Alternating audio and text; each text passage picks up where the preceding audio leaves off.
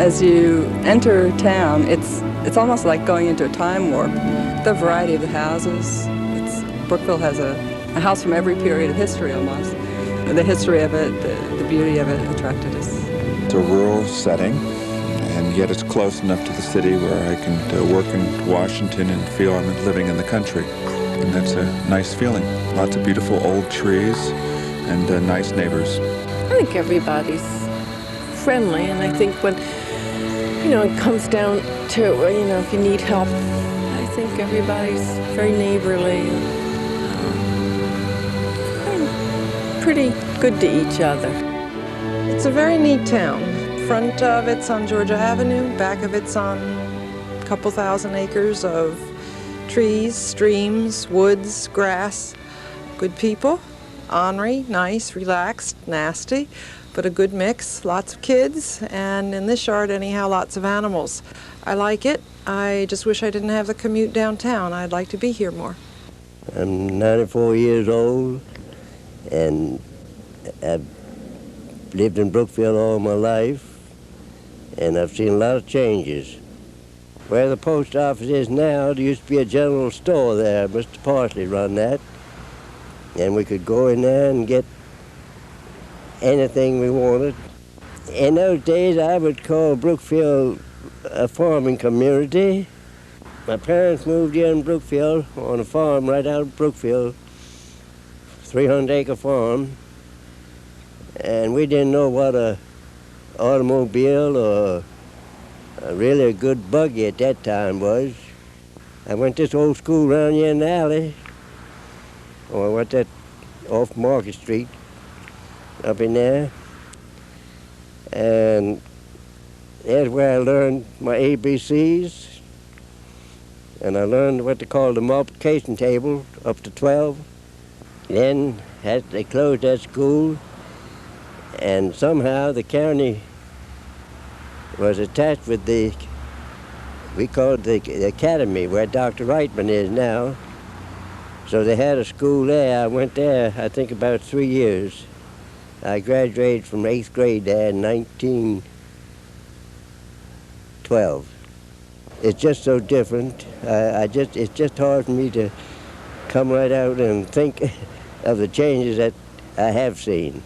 But I still like Brookeville. It's a pretty little town. It's got a tremendous sense of place. As you know, many of the houses have been here for a couple hundred years. Our house, in particular, really, the history of it, the beauty of it attracted us. Following the burning of Washington in 1814, of course, the Madisons had left the White House and fled Washington. James Madison arrived here on the 26th of August and stayed the night till the following day. This house has the history and everything, which is wonderful, but it also has the other dimension of that many old houses have. Just the idea that all these other people, generations of people, have been born, died in the house, and all of that. It's a real link to the past in time, and it's really a fascinating thing. I came here when I was 11 years old in 1937. Wow. And it's been a great place to live. It really is. Brookeville's a nice town. Yeah, I did a few antique brick sidewalks for the town, and I just did one up there by the old Brookeville Academy, and something people can use when we're long gone. Yeah. Nice brick sidewalk. Well, I think there is a sense of community, and of course, for the last 3 or 4 years now, we've been on the historic register, and I think this is our strength, really, is the historic preservation of the community and to preserve what we have, because it is unique. I know I work in Olney, and when I come home, it's like an oasis coming into the town of Brookeville, provided I can get in my driveway. You take your life in your hands every time you go in and out of the driveway. It's awful. It's unbelievable. You have to be here to see it. We have excitement right here in Brookeville every day, watching the traffic.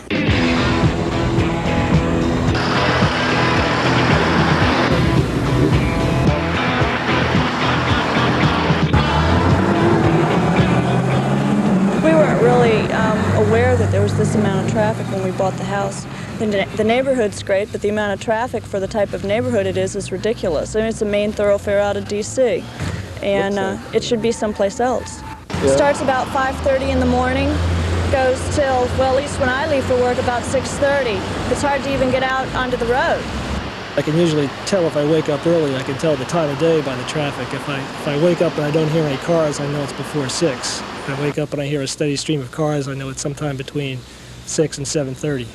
We have traffic jams some mornings in Brookeville. I can't make the turn there on the corner of Market Street and, High Street. I tell you, it is incredible. There are stop signs in 2 directions, but the other direction there's no stop sign, and people just intuitively expect people to stop coming up the hill there, but they just come barreling over there. It's a wonder more people haven't been maimed and killed at that intersection. The one truck decided one morning to eliminate 20 feet of my hedge on the corner down here. I didn't hear about it until I got home. Well, when I got home, it was mashed down in tire tracks in there. Up in the lawn. Up on the lawn, right. Not just the curb lane, it sits up on the lawn. It's only gotten worse, I think, even since we've been here. Just for the short time we've been here, it seems like there's been more and more traffic. They come around this curve and they don't slow down, and there's no way, and you can't see them. You just have to be quick about getting in and out, and don't hesitate or else you're dead. In June of this year, my son pulled in the driveway. Someone rear-ended him, even though he had his signal on. We've learned to put our signal on at the light and to keep it on as it clicks off around the little turn there. And he ended up with a fractured back and a fractured rib, and he hasn't even went back to work yet. We see our share of accidents. There was one last Sunday when a drunk came around and bounced off the wall and landed up across here. That was very close to your house. Yeah. Now that the other day was unusual. We've never had any come across the road until the other day. Well, that's not true because that leaf truck overturned on the sidewalk last fall. Pam had just gone home with the kids and it overturned. And then when the police chased that fella through here and he went through, so that's the 3rd time they've been on the sidewalk. That's scary. But the kids and the dogs and people. It is of concern to me because I've got 2 small children and our house is right on the street. And so there's nothing that stops speeders. Even on this side of town, which is supposedly the quiet side of town, there's a lot of development down this road, and because of that, there have been an awful lot of trucks and heavy traffic going down. The other side of town, of course, is terribly busy because of Georgia Avenue. There's no question that Georgia Avenue, as it winds through Brookeville, is an extremely unsafe road, both from the standpoint of those who drive it and from the standpoint of those who live in the town. Between I-70, as we pointed out many times, traffic coming down from Frederick County sees the newly widened Georgia Avenue south of Olney. It's a wonderful access point to the Capitol Beltway, to Washington, and we're seeing tremendous numbers of large trucks taking advantage of that. With the development of Shady Grove Metro, with development north of town toward Howard County, with the tremendous development in Olney, and with development east of town along Brighton Dam Road, we're gonna see more and more traffic. It's a small town, and the topography is such, and of course most of the homes are old and are built right on the highway, that there isn't any room for right-of-ways to do anything about widening it. So the only answer is to go around it. The way the town is laid out with the curves and the hills makes it more difficult than like Sandy Spring, where you go straight through. Like the tractor trailers that come through here, I don't know how they can make the turns, and sometimes they don't. And the traffic is just, it's too heavy to be coming through the town. It would be great if we could get a bypass because, the town could be quiet again. You know, it's a nice little quiet town, but I don't know when it'll happen. They've been talking about it ever since I've been here. I know that there are good plans, good traffic plans, but none of them ever seem to get implemented, and I don't really know what the problem is. They just seem to keep on building more places, and they're feeding them all into the same little roads. And if something isn't done, it's going to destroy our town, really. Definitely a bypass. I don't see any other solution.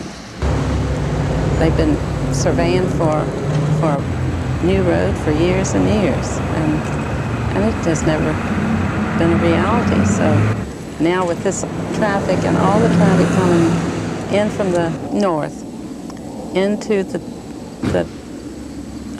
down county, it's a necessity and the only solution I see. Nobody we found disagrees with our statement that this road is needed from the state highway administration on down. It's a question of continuing to make our case over and over and over again until we get everybody to agree that now is the time. We've sat back and waited as an old community for the newer communities to develop. Now we're being impacted by the newer communities. So I think we have a legitimate procedure there that we should follow to say, hey, we think it's about our turn now. If we can get a bypass, it's quite possible we may have a treasure here that may not be found again for a long time, at least on the East Coast.